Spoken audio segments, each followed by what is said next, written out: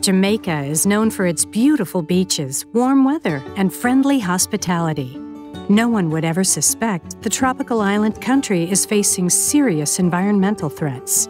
One of our primary problems is the loss of forest cover. Globally, we are losing about 360 hectares per year.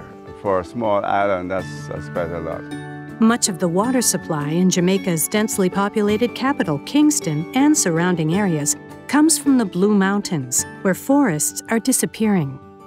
We have a lot of persons who convert forest cover into different uses. That has come about as a result of encroachment by agriculture. Up here, Blue Mountain coffee and condiments are high-valued crops. There's strong competition for land, so they encroach to the forest. It's a culture for them also.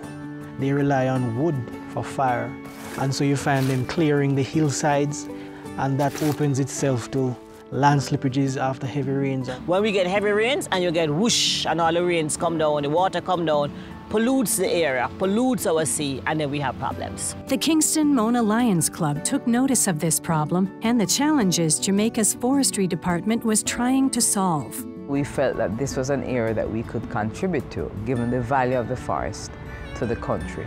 For more than 10 years, the Kingston Mona Lions have dedicated their time to this reforestation project.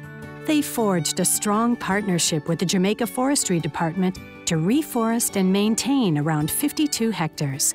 That's nearly 100 American football fields. Perhaps the biggest misconception is that people may see reforestation as simply replanting trees, but it's significantly more than that. Once we've taken on a project like this, we have the trees planted and we maintain them, which takes the greater portion of money and time and effort and nurturing. Oh, the maintenance on this side, is it tougher or harder than when we were over by? It's harder. The forestry department does not have all the funds to deal with the thousands of acres of lands under their mandates. Well, we are looking at about 100,000 Jamaican dollars per hectare. And what they did was get money to plant new hectares, but they also got funding to maintain the ones that they planted with the money from the Environmental Foundation of Jamaica. The Lions were great leaders on this project. They took charge. They planned every detail. We didn't do it alone. It was a tripartite project involving the Forestry Department, the community, and the Lions Club of Mona. Our community stakeholders are very important. They can either make or break because sometimes they're the ones that deforest and encroach.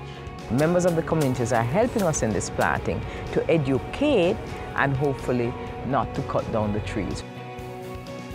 I must tell you, we are kind of surprised that it lasted so long and looked so good.